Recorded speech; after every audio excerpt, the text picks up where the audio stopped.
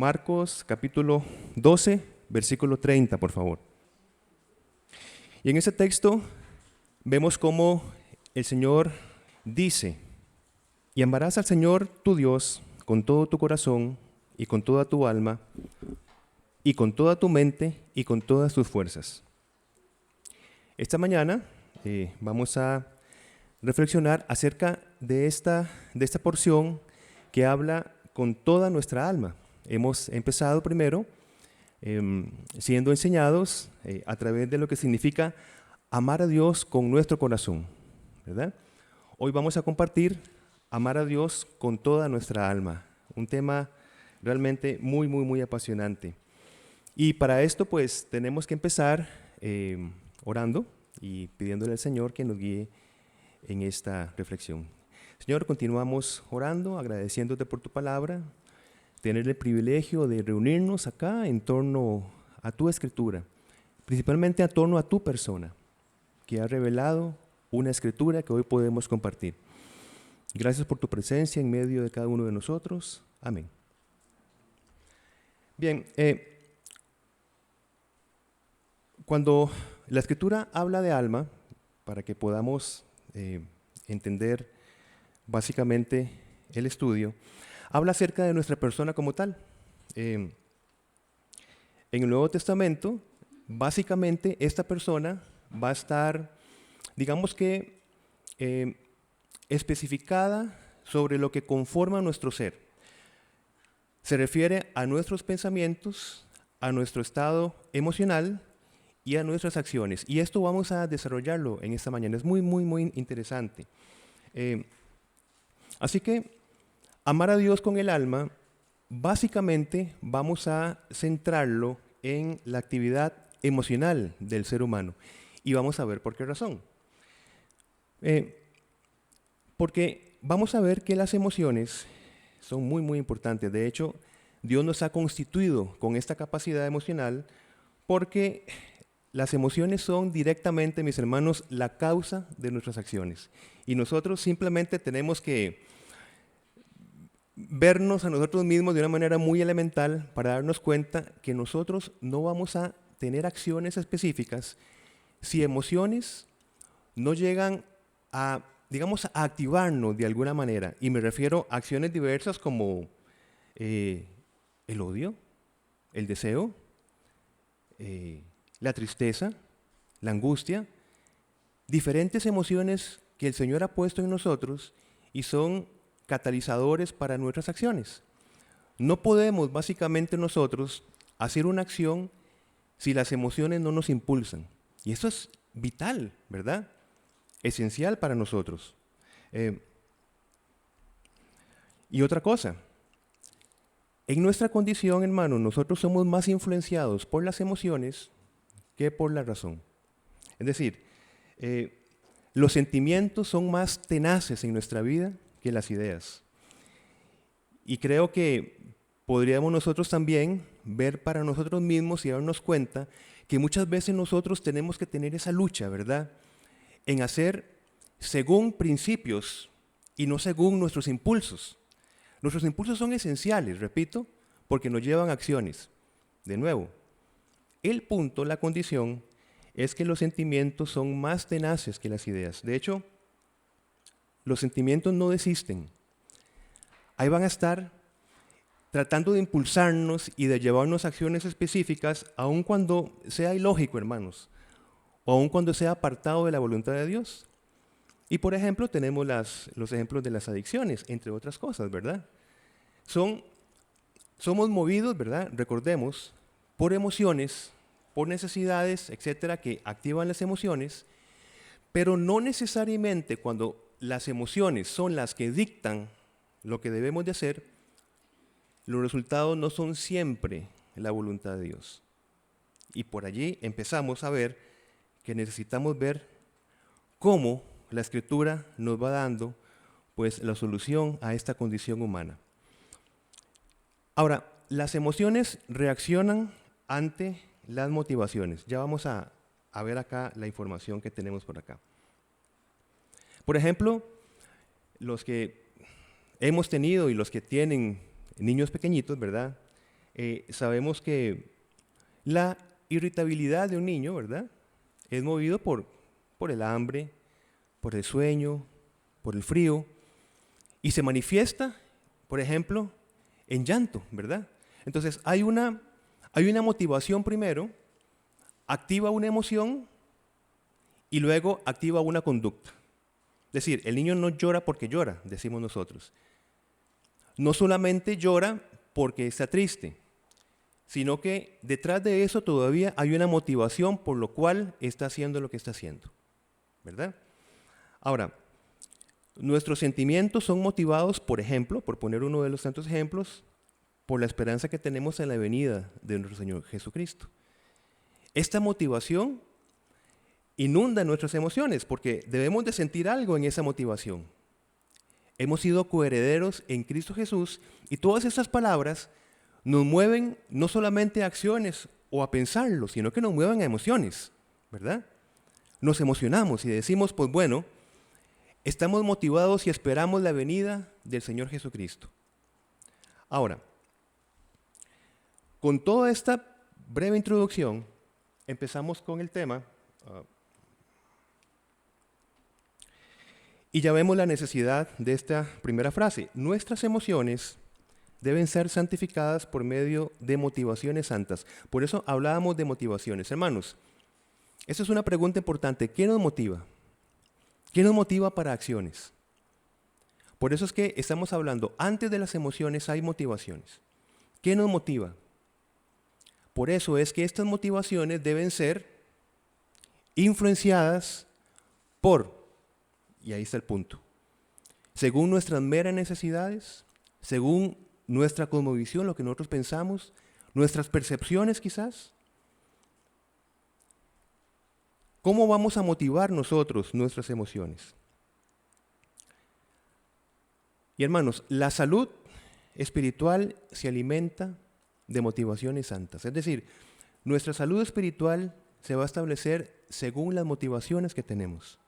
Ahora, vemos en la palabra, bienaventurados los que tienen, he puesto entre paréntesis para entender el punto, bienaventurados los que tienen o están motivados por hambre y sed de justicia, por ejemplo.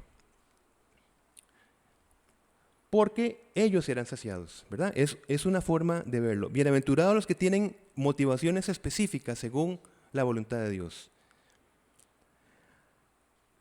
Así que el desarrollo de este estudio vamos a desarrollarlo a través de dos motivaciones santas para amar a Dios con nuestra alma. La palabra de Dios, junto con la oración, y el arrepentimiento. Básicamente será el mensaje de esta mañana. Así que, resumiendo la primera parte, hablamos de motivaciones. Vamos a ser motivados por dos fuentes. Uno, la palabra de Dios, junto con la oración. Y dos, el arrepentimiento. Básicamente será el mensaje de esta mañana. Empezando por el punto 1. ¿Cómo nosotros somos motivados por la palabra de Dios y la oración? Hermanos, cuando nosotros leemos este pasaje de Marcos 12:30, que acabamos de leer, y amarás a Dios con todo tu corazón, con toda tu alma, con toda tu mente, con todas tus fuerzas, empecemos entendiendo que esto es imposible de cumplir. De hecho, hasta puede desanimarnos si nosotros pensamos en la condición que acabamos de presentar, que es posible cumplir con una palabra de estas.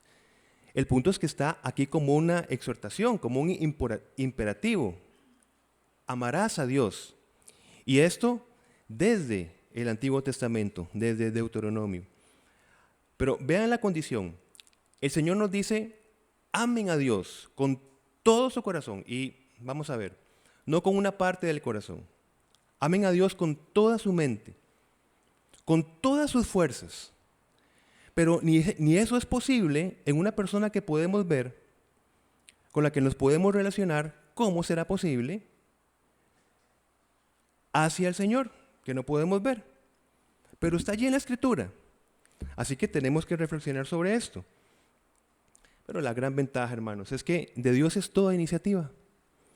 Él es el que se acerca al pecador, el que nos salva, el que nos motiva, no nos manipula, el que nos motiva y el que procura todo aquello que primero Él dice algo, que Él primero hace en nosotros. Ahora, esta motivación, no manipulación, es su amor.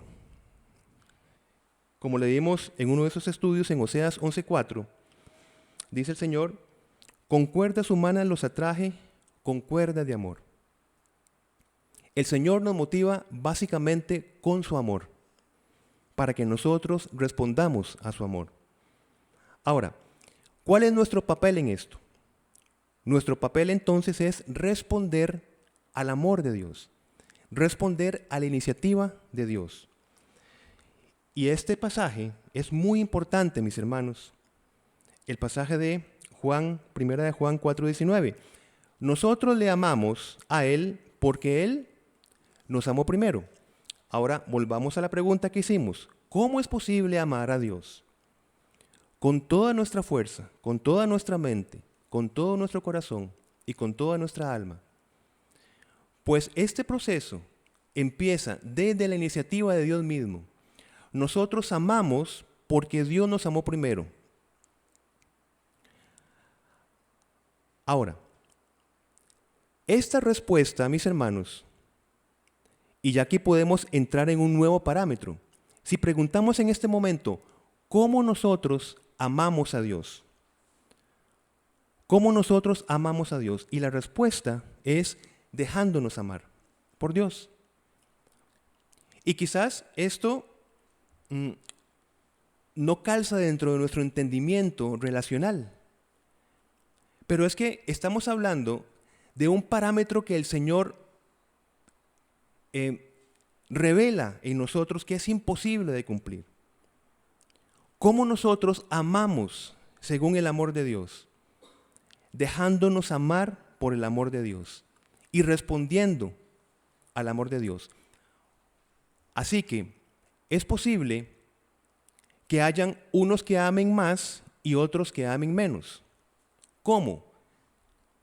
Desde, otra vez, el dejarse amar por Dios, el de responder a ese amor de Dios.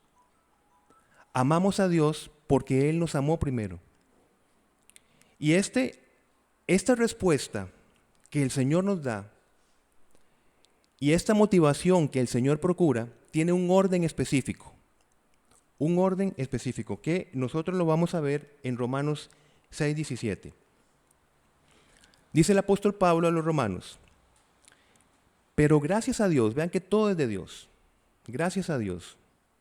Él es el que procura todo. De Dios viene toda nuestra salvación. ¿Qué debemos hacer nosotros? Responder a la salvación.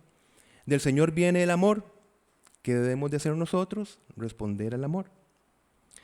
Dice el apóstol Pablo, pero gracias a Dios que aunque erais esclavos del pecado, habéis obedecido de corazón a aquella forma de doctrina a la cual fuisteis entregados.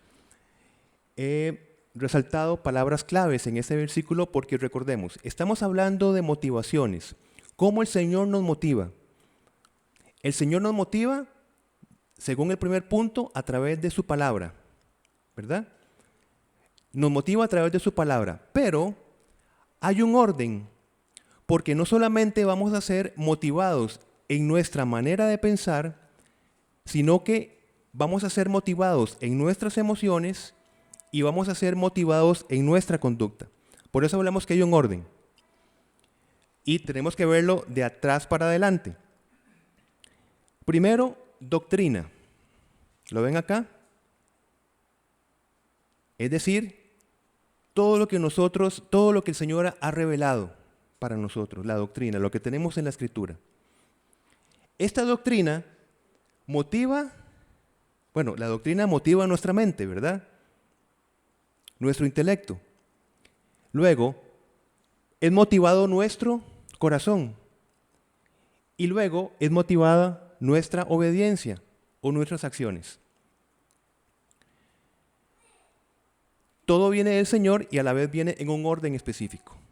Intelecto, corazón y obediencia. Entonces, la doctrina nos va a entusiasmar la doctrina nos va a entusiasmar cuando nosotros dejamos que sea solamente un contenido intelectual, la doctrina, sino cuando nosotros asumimos ese recurso de la doctrina para que nos ilumine y podamos decirlo así, nos dinamice nuestra vida. Cuando nosotros experimentamos el vivir la palabra de Dios, cuando la entendemos y la aplicamos, produce en nosotros todo un efecto en nuestra alma. Recordemos que alma es todo lo que nosotros somos, por lo menos compuesto en 3 entendimientos: nuestro intelecto, nuestro corazón o sentimientos, emociones y nuestra conducta. Cuando la doctrina llega a nuestro entendimiento, ¿por qué no produce emociones? ¿Por qué razón? Porque nosotros no experimentamos a Dios por medio de su palabra. Es decir, cuando nosotros aplicamos la doctrina en nuestra vida, va a influenciar totalmente en nuestra parte emocional. Es decir, todas estas partes no se van a dividir. No es posible, por ejemplo, obedecer por obedecer, es lo que quiero decir, sino que tenemos que tener gozo en la obediencia. La doctrina produce entonces entendimiento, que produce emociones santas y que produce entonces obras consecuentes, ¿verdad? Vamos al pasaje de Nehemías, por favor, en el Antiguo Testamento. Nehemías, en el capítulo 8. Nehemías, capítulo 8. Específicamente los versículos 8 y 9. Nehemías, capítulo 8, versículos 8 y 9. ¿Qué vamos a revisar acá? Vamos a ver este proceso del que estamos hablando, entre muchísimos otros ejemplos que tenemos en la Escritura. Dice la palabra de Dios: y leían en el libro de la ley de Dios claramente. Hagamos énfasis en esto, mis hermanos, claramente. Y ponían el sentido. Todo esto es una explicación muy fundamental de lo que es la palabra entendida, no solamente recibida o escuchada. Es claramente entendida. Cuando la palabra es claramente entendida, va a producir esta secuencia que estamos hablando. De nuevo, y leían en el libro de la ley de Dios claramente y ponían el sentido, de modo que entendiesen la escritura.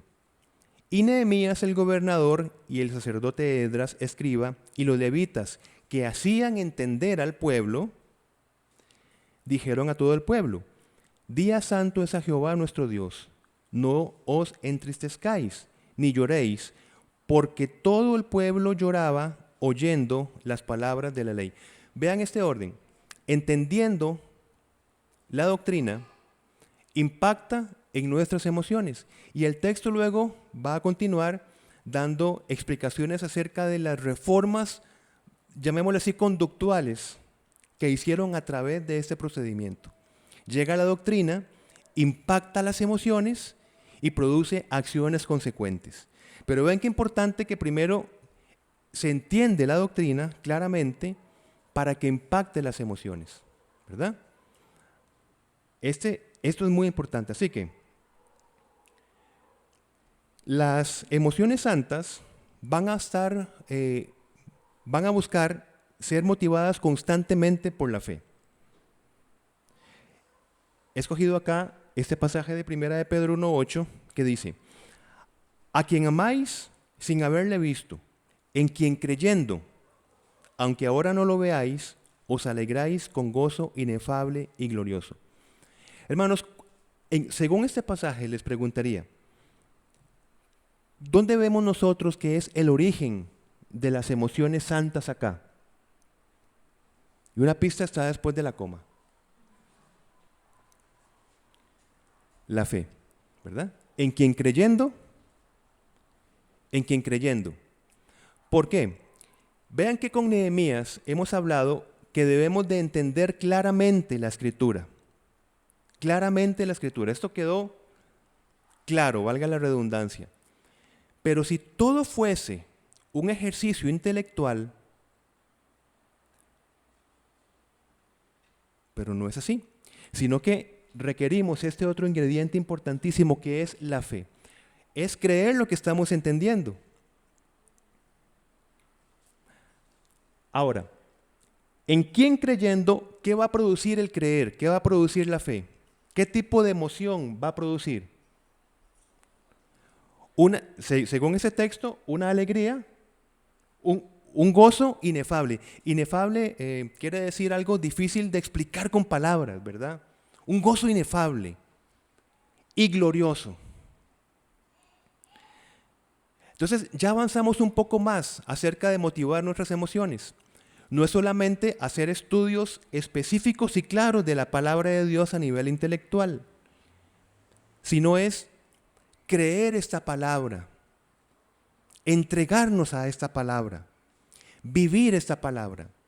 Y esto va a producir, repito, emociones específicas, un gozo inefable y glorioso, dice la palabra. Vuelvo a hacer entonces la pregunta para que estemos claros. ¿Cómo amamos a Dios entonces? ¿Qué hemos dicho hasta el momento? ¿Cómo es posible amar a Dios? Dejándonos amar por Él, creyéndole a Él, según este versículo, ¿verdad? ¿Cómo amamos a Dios? Cuando le creemos a Él, cuando nos dejamos amar por los recursos que solo Él provee para nuestra vida. Vean que lo que tenemos que hacer nosotros es como un niño, ¿verdad? Como decía Jesucristo, tienen que ser como niños. Y yo a un niño, si lo veo al frente, le doy cualquier cosa. Me saco de la bolsa cualquier cosa. Y el niño lo que hace es estirar las manos y recibirlo. Por eso debemos ser como niños para disfrutar del reino de Dios, de la presencia del Señor en nuestra vida. Hago otra pregunta, un poco más personal. Cuando nosotros entendimos la Escritura, cuando nosotros nos entregamos al Evangelio, hermanos, ¿qué sentimos? Y hablémoslo desde la cotidianidad de las emociones. ¿Qué sentimos cuando fuimos salvos? ¿Qué sentimos? ¿Espontáneamente? ¿O no sentimos nada? ¿Qué? Gozo. Gozo. ¿Qué más? Seguridad. Paz. Muy bien. Excelente. El punto es, ¿la seguridad, el gozo, la paz, puede descuidarse? Sí, claro que sí. La descuidamos. Por eso es que, ¿cómo amamos a Dios con nuestra alma? De nuevo, volviéndonos una y otra vez, nosotros creímos para salvación, mis hermanos, pero nosotros debemos mantenernos creyendo. En el sentido de que Jesucristo dijo en Juan capítulo 15, sin mí nada pueden hacer. Nada pueden hacer. Creímos para ser salvos y somos salvos por la obra de Jesucristo. Lo que quiero decir es que cuando nosotros dejamos, vean lo que acabamos de decir, ¿qué sentimos cuando nosotros creímos? Por eso es que si nosotros seguimos creyendo y seguimos creyendo, mantenemos la provisión necesaria para que esas emociones que acabamos de decir y otras que ustedes han pensado se mantengan en nuestra vida. Vamos a este capítulo de Juan, capítulo 15, por favor. Juan, capítulo 15. Esto es porque lo que quiero decir es que nuestra experiencia cristiana, mis hermanos, es un seguir creyendo. Nuestra experiencia cristiana es un seguir creyendo.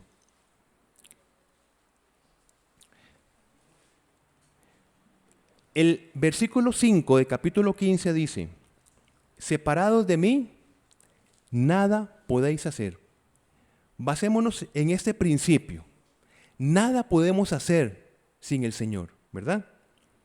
Ahora, el versículo 9 tiene un énfasis importante.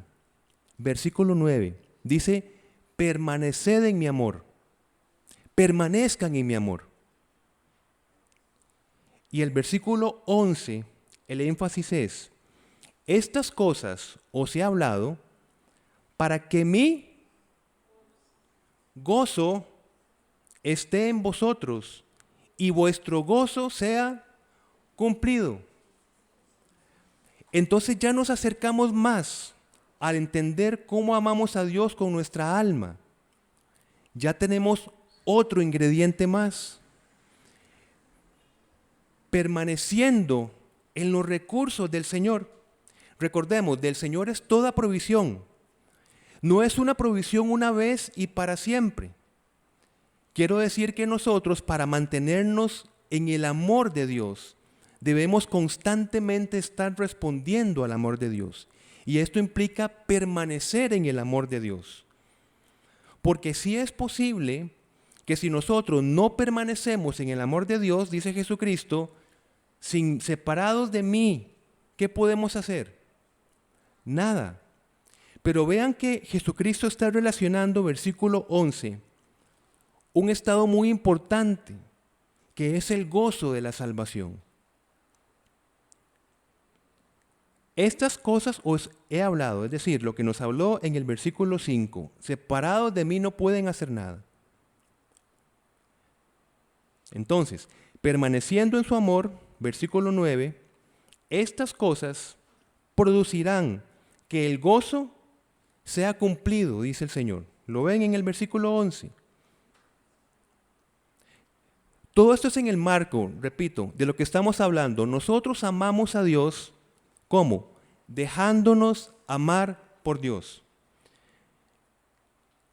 Creyendo en la provisión, en el orden que Él nos da. Por eso hemos dicho muchísimas veces que el detalle de nosotros no es necesariamente la oración, Señor, ayúdame a sentirme mejor, sino es ayúdame a pensar bíblicamente, porque es el orden que Dios ha puesto. La escritura, la revelación impacta nuestro intelecto, nos da perspectivas, nos da principios que impactan nuestras emociones y que impactan nuestra conducta.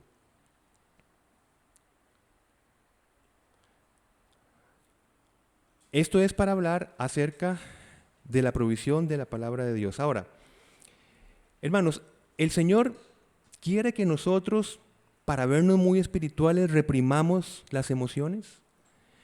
Pero es que no es posible, porque el alma no habla de eso. Nosotros no podemos, aunque estemos bien intencionados, reprimir emociones. Y más bien, mis hermanos, el Señor nos ha dado un modelo de expresión emocional en los Salmos, en el libro de Job, a través de la Escritura. Hasta nos dice cómo nosotros tenemos que reclamar las cosas, cómo nosotros tenemos que dudar, que lamentarnos, que reaccionar o responder como sea, ante una vida que es real, que la vivimos nosotros y la vivimos según nuestras emociones. Impactan nuestras emociones, ¿verdad? Pero, ¿por qué el Señor ha puesto un modelo en los Salmos? Hermanos, porque la expresión de cualquier emoción, y a veces hay emociones muy fuertes que se expresan en la Escritura, siempre están vinculadas con la confianza y con la esperanza. Y ahí está, esa es la diferencia entre nosotros, expresarnos emocionalmente, que es permitido, y tener el modelaje de los Salmos. Vemos personas que se expresaron de una manera muy ferviente, pero que siempre en esa expresión estaba el entendimiento de quién está detrás de todas las cosas. Por eso esas emociones se vinculan con la esperanza y con la confianza. Vean ustedes unos ejemplos.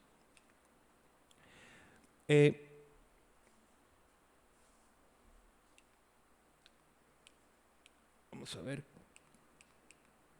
Sí. Vean ustedes por acá. ¿Hasta cuándo, Señor, me seguirás olvidando? ¿Hasta cuándo esconderás de mí tu rostro? ¿Hasta cuándo he de estar angustiado y he de sufrir cada día en mi corazón? El punto es, hermanos, podemos relacionarnos, hemos relacionado algún momento de nuestra vida con una expresión emocional así. ¿Hasta cuándo, Señor? Es que no entiendo.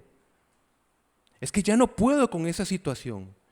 Y parece que te hablo y no me respondes. A veces que te escondes y permites que yo pase diferentes circunstancias. Es que la Biblia permite que hablemos así, porque es necesario que nos expresemos así. Pero este modelo, en ese mismo Salmo 13, versículos 5 y 6, va a decir: pero yo confío en tu gran amor. Mi corazón se alegra en tu salvación. Canto salmos al Señor, el Señor ha sido bueno conmigo.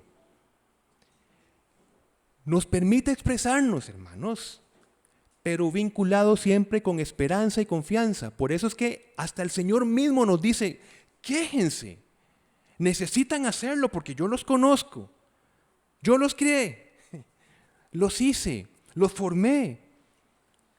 Les di un intelecto para que piensen y les di un corazón para que sientan. Así que expresen. Y les voy a decir cómo tienen que hacerlo. Y este otro pasaje es de Job. Job, aquel que en el primer capítulo Dios dice que era varón recto y perfecto. ¿Has visto a mi siervo Job? No hay nadie como él en la tierra. Pues bueno, dice Job, Dios, entre otros pasajes, ¿verdad? Dios me ha cerrado el camino, dice Job, y no puedo pasar. Ha cubierto de oscuridad mis senderos. Dios ha cubierto de oscuridad mis senderos. Me ha despojado de toda honra. De la cabeza me ha quitado la corona. Por todos lados me destroza Dios. Como un árbol, me aniquila y arranca de raíz mi esperanza. Ok, yo me paro frente a ustedes y les digo, les tengo un mensaje. Dios ha arrancado mi esperanza. ¿Cómo la ven? Pero, en este modelaje, versículo 25-27, yo sé que mi Redentor vive y que al final triunfará sobre la muerte. Y cuando mi piel haya sido destruida, todavía veré a Dios con mis propios ojos. Yo mismo espero verlo, dice Job. Espero ser yo quien lo vea y no otro. Este anhelo me consume las entrañas. Y esa expresión es muy pasional. Las entrañas. Sumamente pasional. Entonces, qué buena noticia, porque nos podemos quejar. Y Dios nos dice, les voy a enseñar cómo. Yo sé que necesitan. Es fácil la vida. Así que les voy a decir cómo. Y les voy a poner modelos para que ustedes se quejen. Así que una persona, para el Señor, perfecta y recta, como Job, es una persona que el Señor le permite expresar sus emociones. Y otra vez, siempre relacionadas con la confianza y con la esperanza. Señor, ya no puedo más. No puedo más con esa situación. No sé para dónde agarrar, Señor. Y aquí podremos las palabras más personales. Qué dicha que la Biblia me dice que puedo decir esto. Qué alivio. Pero si yo no me vinculo con, y atención con esto, si no me vinculo con esa advertencia que la Biblia me da de confianza, esperanza y descanso en el Señor, ¿en qué caemos? Depresión, ansiedad, autodestrucción, desesperanza. Vean que el ser humano necesita expresarse.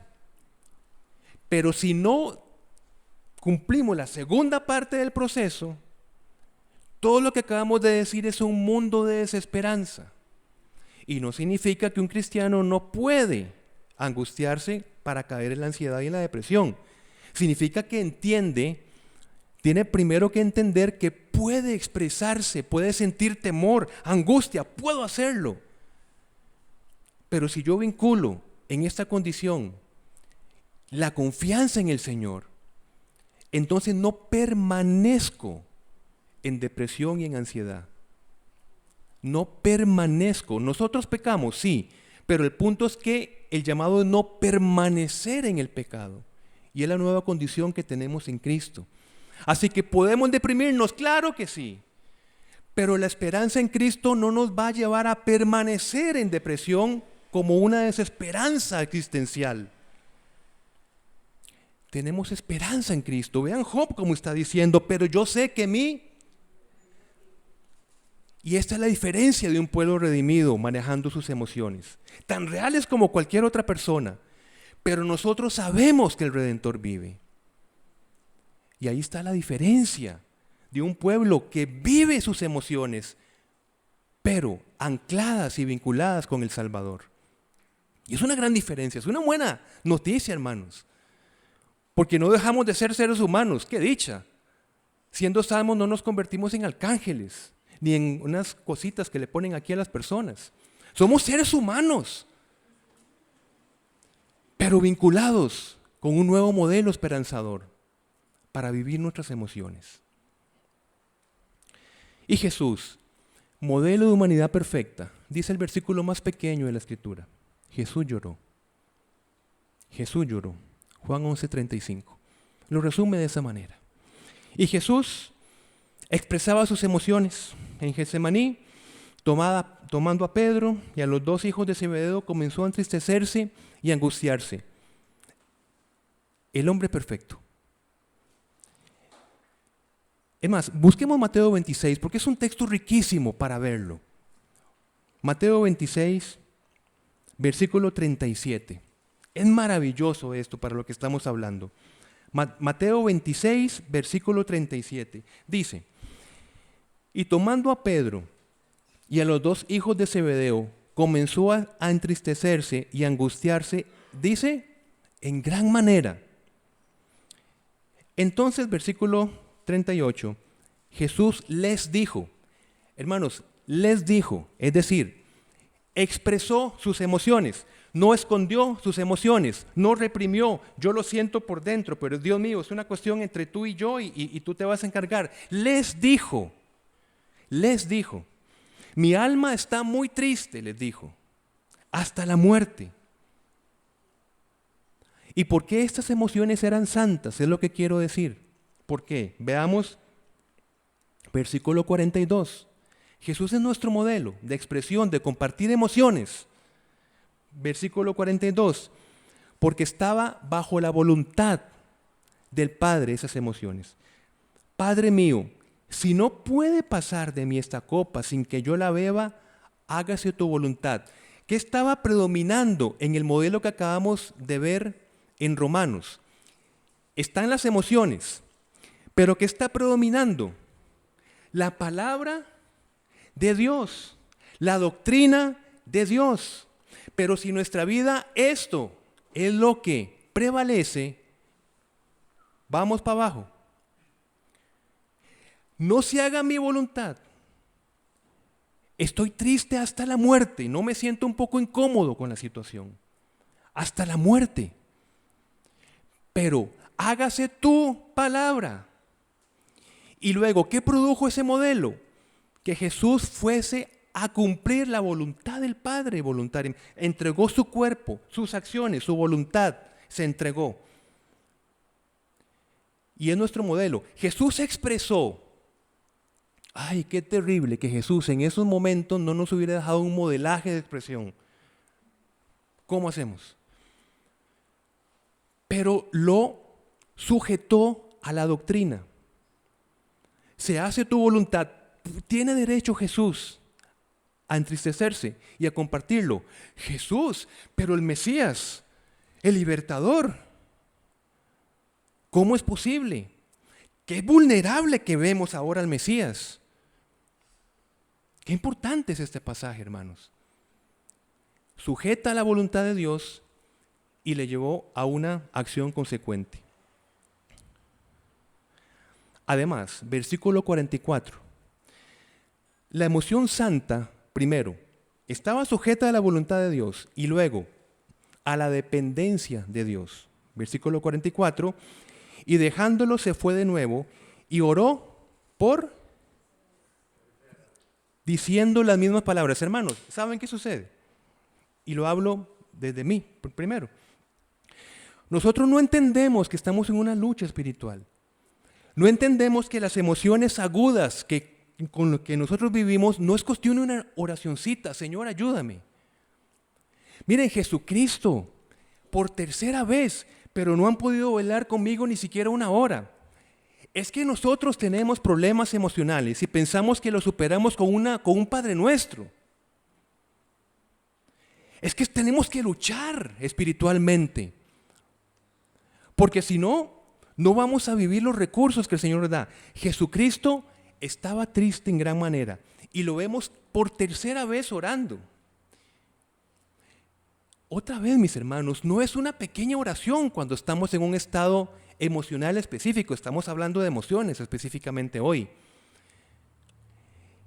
Es que el modelo es constantemente orar, orar, orar, orar, y el Señor responderá. Porque sabemos que el Redentor vive, como dijo Job. Así que por eso es un pueblo que necesitamos levantarnos y tomar los recursos del Señor. Por eso decimos que el primer recurso es la palabra de Dios y la oración para vivir emociones santas. Un compromiso con la oración, hermanos. Si tenemos situaciones familiares, no nos rindamos. Tenemos que seguir orando y orando y orando. Porque si nos desvinculamos con la esperanza otra vez, ¿en qué caemos? En la depresión, en la ansiedad. ¿Por qué caemos en la ansiedad? Porque oramos 15 minutos, no vemos que pasa nada y caemos en la depresión. Es que ese es el otro modelo que nos pone la palabra. Y dejándolo se fue de nuevo, otra vez, y oró por tercera vez diciendo las mismas palabras. No, hombre, ya Dios no. Le digo lo mismo y no pasa nada. Por eso es importante, como leímos en Nehemías, que entendían el sentido de la palabra. Entendían el sentido de las cosas. Metámonos en la Escritura, veamos modelos que son para el hoy, en el ahora de nuestra vida. Muy bien, ahora, último punto, que es más cortito, el arrepentimiento. Hermanos, estamos hablando de la segunda motivación de nuestra alma. ¿Cuál es la primera?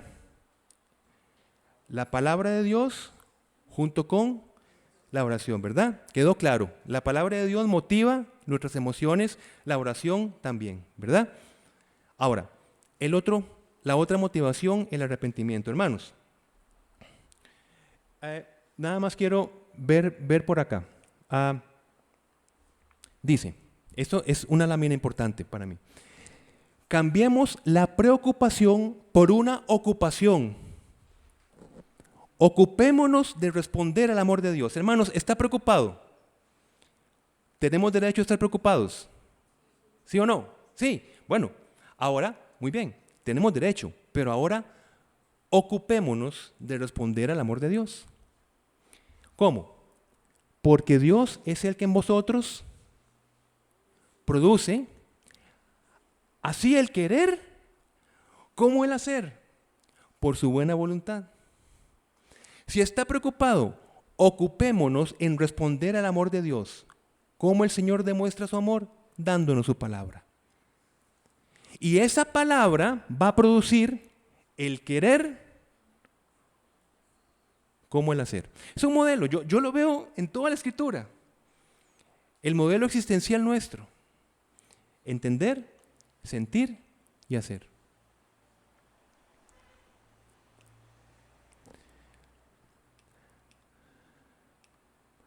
Muy bien, ahora,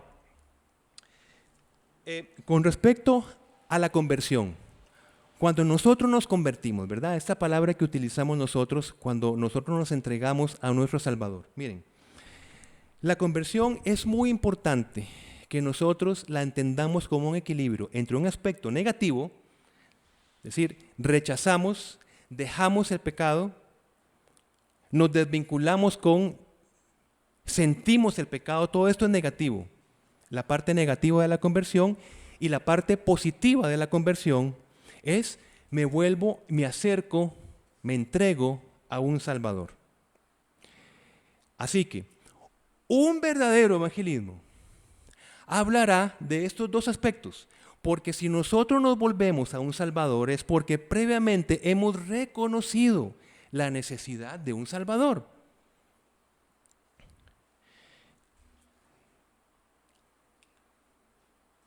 Y dijo Jesucristo en Juan capítulo 5, y no queréis venir a mí para que tengáis vida. Con esto quiero decir que el volvernos a Dios es porque necesitamos, vemos la necesidad de tener vida en Jesucristo.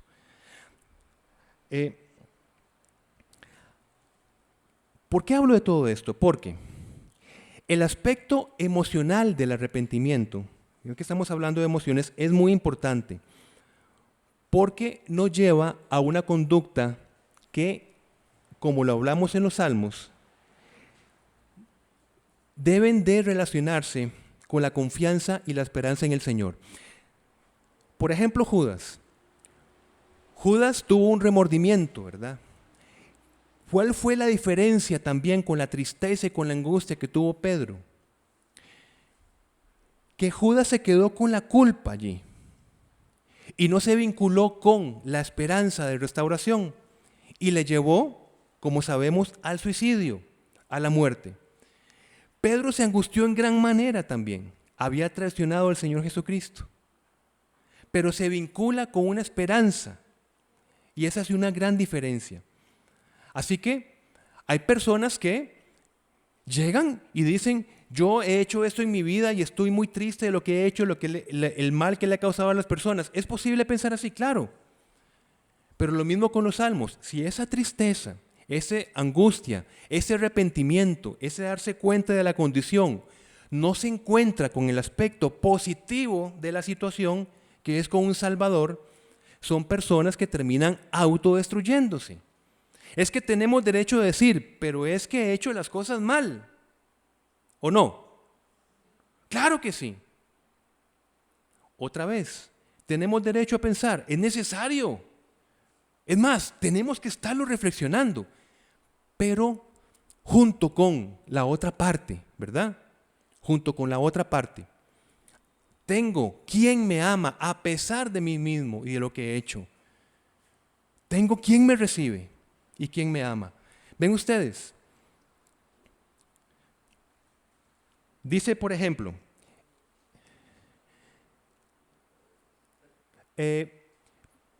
pero Dios, habiendo pasado por alto los tiempos de esta ignorancia, ahora manda a todos los hombres en todo lugar a que se arrepientan.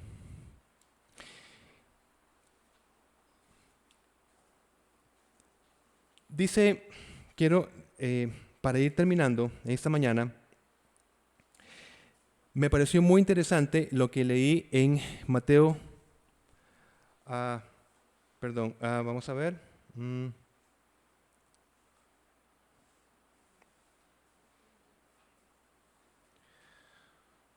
Sí, en Mateo 21-29, que es el pasaje de los dos hijos, ¿verdad? Vean qué interesante, no sé si lo escribí por acá. Sí, aquí estaba. Respondiendo él, uno de los hijos, dijo, no quiero, pero después, arrepentido, fue. Lo que quiero decir es que veamos la vinculación del arrepentimiento para producir una emoción que nos lleva hacia una acción, ¿verdad? Es decir, vean, no quiero, pero después arrepentido fue. Por eso he vinculado el arrepentimiento como otra motivación para amar a Dios con nuestra alma, es decir, algo que impacte nuestras emociones específicamente.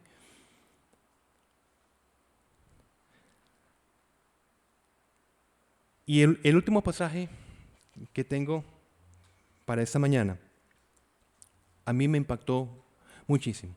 Y es el texto aquel que habla de cuando Jesús estaba en la casa de Simón el fariseo. Recuerdan que le había preparado una comida y entra una mujer cae a los pies de Jesucristo, le lava sus pies con sus lágrimas, derrama un perfume costosísimo a sus pies, le seca con sus cabellos. Oh, qué maravilla de pasaje, ¿verdad? ¿Por qué digo esto? Porque nosotros tenemos constantemente que recordar de dónde el Señor nos llamó,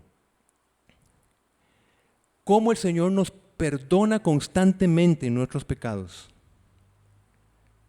Porque esta es una provisión para amar a Dios con nuestra alma.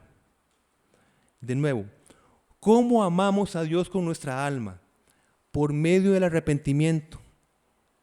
Sabiendo que a pesar de todas las circunstancias que hacemos cada día, el Señor una y otra vez nos perdona.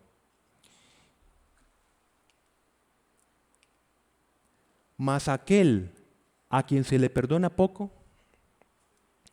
poco ama. Y les leo el texto completo en Lucas 7:47. Por lo cual te digo que sus muchos pecados le son perdonados, porque amó mucho. Mas aquel a quien se le perdona poco, poco ama. ¿Cómo amamos a Dios? Recordando cuánto nos ha amado Él primero y cuánto nos ha perdonado. ¿Qué sentimos con estas palabras? ¿Sentimos alguna emoción? ¿Sentimos gozo cuando sabemos que nos vemos perdonados por el Señor a pesar de nosotros mismos? Pues si esta emoción que sentimos ahora, nosotros la tomamos todos los días, entonces mantenemos nuestras emociones según la provisión del amor de Dios. Cuando nosotros olvidamos esta provisión es cuando las emociones empiezan a jugarnos, jugadas que nosotros no queremos, ¿verdad? Por eso les digo que es importante que nos quedemos para terminar con este pasaje.